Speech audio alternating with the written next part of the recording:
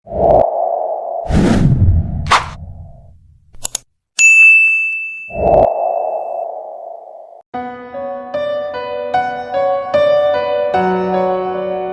Mbah KJ, sosok tiga ini nggak punya nama. Kemungkinan mereka ini adalah spesies jin kecil yang suka berada di depan halaman rumah itu. Ada lagi sosok Noni Belanda, yang dimana Noni Belanda ini suka mendiami lantai 2. Kadang dia menampakkan dirinya dengan cantik, dan kadang-kadang dia menampakkan dirinya dengan sangat menyeramkan.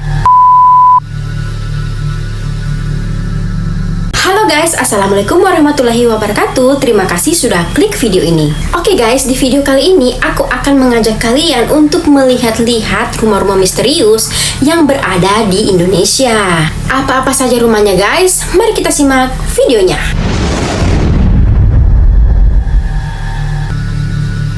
Yang pertama ada Wisma Tumapel Malang. Sebagai kota yang pernah mengalami masa-masa pendudukan Belanda, kota Malang dikenal dengan peninggalan arsitek lawas. Dan yang seperti kita tahu guys, kalau peninggalan bangunan-bangunan itu masih terjaga dengan baik sampai sekarang. Contohnya seperti Balai Kota Malang. Tapi guys, ada beberapa bangunan-bangunan tua di kota Malang yang sudah tidak terawat lagi. Ya, pastinya kan menjadi angker gitu guys. Yaitu Wisma Tumapel ini. Jadi guys, Wisma Tumapel ini sudah ada sejak tahun 1928 dan pada masa itu memiliki nama Hotel Splendid. Di zaman itu juga guys, Hotel Splendid ini adalah tergolong hotel yang mewah karena letaknya itu dekat dengan Balai Kota Malang, sehingga banyak tamu-tamu pemerintah yang datang di situ. Selain itu, Hotel Splendid ini guys berhadapan langsung dengan bantaran Sungai Barantas yang pada zaman itu sungai itu sangat indah sekali dipandang. Pada zaman pendudukan Jepang pada tahun 1944,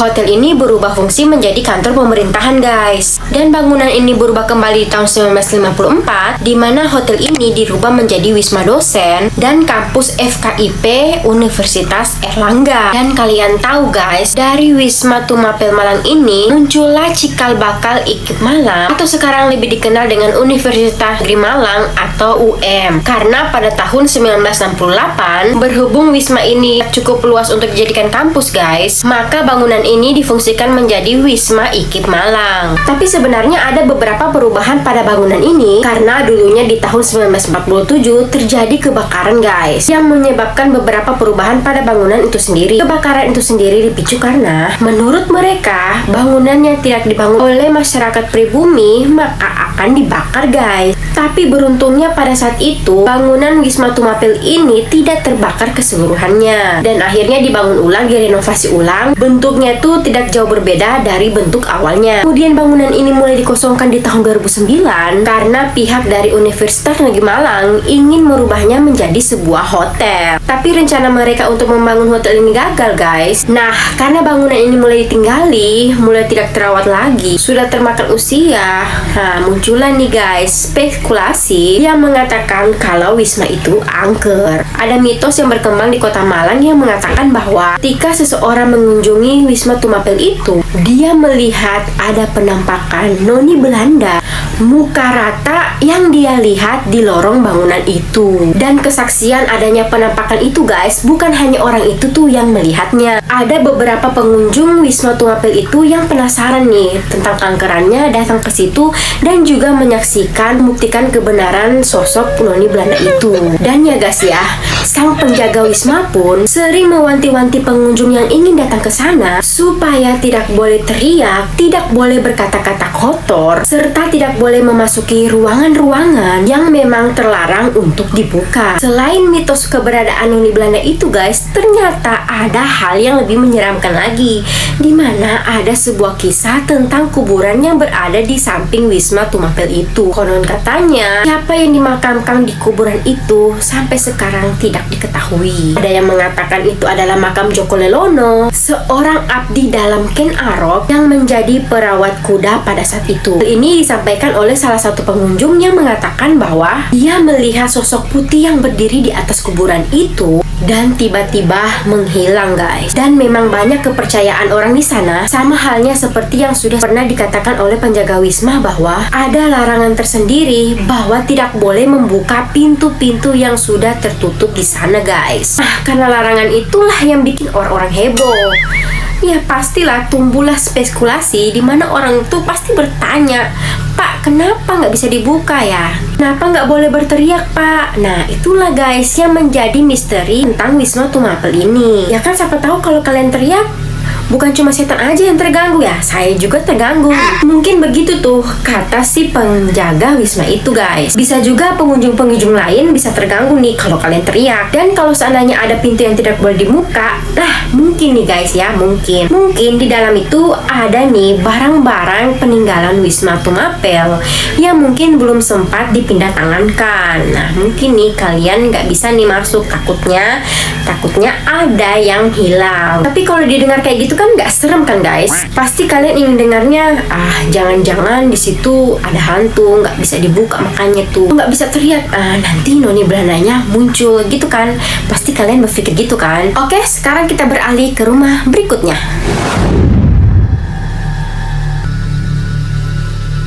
Yang kedua, Rumah Tua Semarang. Kalau kalian hobi menonton filmnya Mendiang Suzana, pasti kalian kenal nih dengan rumah ini. Tapi sebenarnya guys, orang-orang Semarang tuh mengenal rumah ini nih sebagai rumah harta karun. Konon katanya, rumah di Semarang ini merupakan rumah yang banyak menyimpan harta karun tentara Prancis. Rumah yang bergaya akses di Jalan Tengku Umar ini ternyata sudah berusia lebih dari 1 abad guys. Di mana rumah ini dibangun di tahun 1910 dan rumah yang berada di tanjakan Jatingali ini memang sangat-sangat menyeramkan dan juga menyimpan banyak misteri. Nah, katanya nih guys, konon katanya rumah itu adalah peninggalan orang Tionghoa yang sangat kaya raya pada zaman itu. Namanya Gui Tianji. Katanya semasa hidupnya Gui Tianji ini guys, Denny sangat kaya raya tetapi tidak bekerja. Ada asumsi yang mengatakan kalau Gui Tianji ini kaya raya,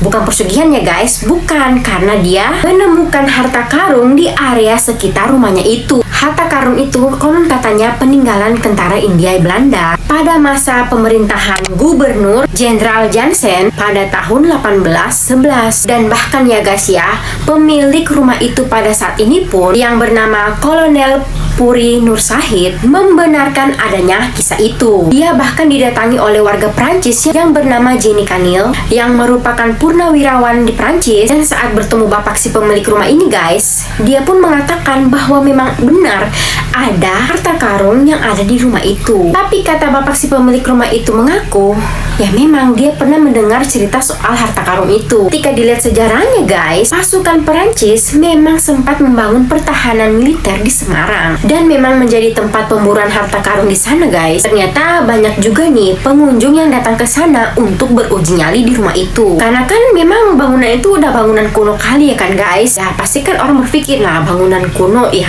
sudah pasti angker. Nah itu karena bangunan ini terlihat sedikit seram dengan arsitek kunonya itu, maka rumah itu dijadikan tempat untuk syuting film Susana pada tahun 1972. Yang ketiga, Rumah Keluarga Tak Kasat Mata guys. Pasti kalian pecinta horor tidak asing lagi nih guys dengan cerita Keluarga Tak Kasat Mata ini. Bahkan nih pernah nih dijadikan film nih guys. Kalau tidak salah pemainnya nih si siapa ya? Istrinya yang main di Ganteng-Ganteng Serigala yang jadi darah manis itu guys. Darah Suci.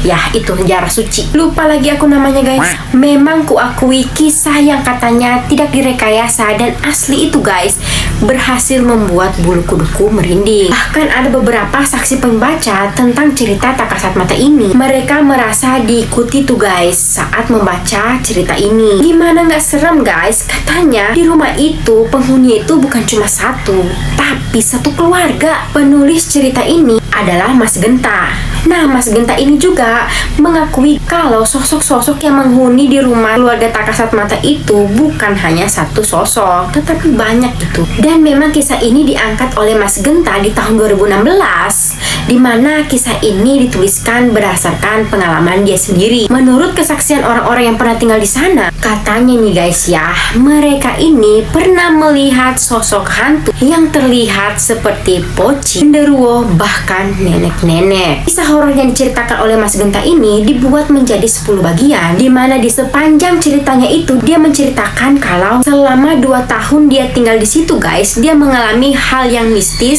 yang tidak bisa dia lupakan, seperti peralatan kantor yang bergerak sendiri. Mas Genta juga mengaku dia pernah melihat wanita tua yang berkerudung atau wanita cantik yang tampak wajahnya itu penuh darah guys. Selain itu, Mas Genta mengaku dia ini sering mendengar suara-suara aneh dan sering mencium bau anyir. Bahkan nih guys ya, di rumah itu ada sebuah gudang yang terletak di belakang. Pintunya itu nggak bisa dibuka guys, padahal udah sering nih diminta bantuan tukang kunci untuk membuka pintu itu, tapi memang nggak bisa dibuka. Nah, katanya di gudang itulah tempat si raja hantu itu tinggal. Dan untuk mengetahui kebenaran ceritanya si Mas Genta ini, ada nih seorang pengguna Facebook yang bernama Mbah Kaje yang melakukan investigasi di rumah itu. Dia juga menyarankan kalau netizen yang ingin datang ke rumah itu mending nggak usah, karena di situ tuh energi negatif itu sangat aktif. Dan berdasarkan investigasi dari Mbah Kaje ini, dia menduga pemilik rumah itu pernah bekerja sama dengan jin untuk menjadi cepat kaya, karena orang itu memiliki 5 orang anak dan dulunya mengalami kesulitan ekonomi. Setelah si kepala keluarga ini bertemu dengan dukun, itulah guys, bersekutulah dia dengan jin. Nah udah, dari bantuan jin itu akhirnya keluarga itu mendapatkan kekayaan dengan cara yang singkat. Nah dari situlah katanya nih guys, mereka membangun rumah itu. Dan dalam postingan Facebooknya, Mbah Kaje ini mengatakan jin yang sedang bersekutu dengan keluarga ini adalah jin yang jahat guys. Konon katanya jin itu sudah berusia 3000-an tahun dan memiliki 3 tanduk. Dan pemilik rumah ini memiliki ruangan khusus untuk berkomunikasi dengan jin ini. Kalian tahu di mana? Di ruang belakang tadi. Namun akhirnya akibat sudah bekerja sama dengan jin, satu persatu keluarganya meninggal, termasuk istri dan kepala rumah tangga tadi karena persugihan itu. Bahkan Mbah Kaji juga mengatakan kalau bau anyir yang sering dicium oleh Mas Genta ini gambaran para jin haus akan darah. Sedangkan penampakan nenek-nenek, poci, dan gondoruo guys, sebenarnya adalah jin yang berbentuk tinggi besar yang sebenarnya berwujud seperti ular guys. Dan ada juga beberapa penjelasan sosok-sosok yang pernah dijelaskan oleh Mas Genta. Dan dari investigasinya ini, Mbah Kaje memberitahu asal-usul sosok-sosok yang pernah dilihat oleh Mas Genta. Yang pertama ada nenek-nenek berkerudung. Katanya itu adalah jin yang menyerupai pengasuh anak-anak keluarga tadi yang dulunya sering dikenal dengan nama Mbok Rah. Nah, kalau kuntilanak guys, kata Mbah Kaje itu adalah sosok yang dari pulau seberang. Nah, pulau seberang ini aku nggak tahu guys. Dan penghuni sumur rumah itu dikatakan adalah sosok ular yang berkepala anjing guys. Sedangkan untuk nenek besusur itu adalah jelmaan nenek Sumina yang sewaktu hidup merupakan juru masak di keluarga itu. Nah, jin ini menyerupai si Mbak Jumina ini. Terus ada lagi nih guys, sosok jin yang menyerupai Mbah Poiro, dimana sosok ini digambarkan kakek-kakek berwajah dingin, memiliki ikat kepala, merokok lintingan menyan, dan dulu katanya merupakan tukang kebun dari keluarga itu. Dan semasa hidupnya Bapak Wiro ini memiliki kelebihan, di mana bapak ini memiliki pusaka cemiti kecil, dan pusaka itu katanya masih ada di rumah itu guys. Nah, sementara pocinga itu guys, katanya bernama Mbah Par. Nah, Mbah Par ini merupakan sosok yang katanya dulu pernah bunuh diri dan tinggal di wilayah tersebut akibat menutupi aib-aib keluarganya. Nah, posisi si poci ini guys suka pindah-pindah gitu guys, kadang di depan, kadang di belakang, kadang di samping, kata si Mbah Kaje. Terus ada 3 anak kecil yang suka berjalan mundur nih guys. Nah, kata Mbah Kaje, sosok 3 ini nggak punya nama. Kemungkinan mereka ini adalah spesies jin kecil yang suka berada di depan halaman rumah itu. Ada lagi sosok noni Belanda, yang dimana noni Belanda ini suka mendiami lantai 2. Kadang dia menampakkan dirinya dengan cantik, agresif dan kadang-kadang dia menampakkan dirinya dengan sangat menyeramkan, yaitu kondisinya berdarah-darah guys. Nah, katanya si sosok noni Belanda ini dia sering menampakkan diri dengan membawa bunga mawar merah. Dan sosok noni Belanda yang menampakkan diri ini guys ketahui bernama Helena. Dan mungkin ya guys, karena terlalu banyak gangguan jin di sana, membuat Mas Genta dan teman-teman turut merasakan gangguan jin di situ guys. Oke guys, itu tadi kisah soal rumah tak kasat mata. Ada nggak teman-teman dari Jogja yang sudah pernah masuk ke dalam rumah itu? Coba deh kalian komen di bawah. Oke guys, jadi itulah ceritanya. Mungkin di antara kalian sudah pernah mengunjungi rumah-rumah yang kusebutkan tadi. Gimana pengalaman kalian di sana? Boleh deh kalian share di kolom komentar ya. Seperti biasa, kalau kalian suka dengan videonya, jangan lupa like, komen, dan ayo subscribe channel ini agar kalian bisa mendapatkan notifikasi video terbaru dari aku. Terima kasih sudah menonton. Assalamualaikum warahmatullahi wabarakatuh. Bye.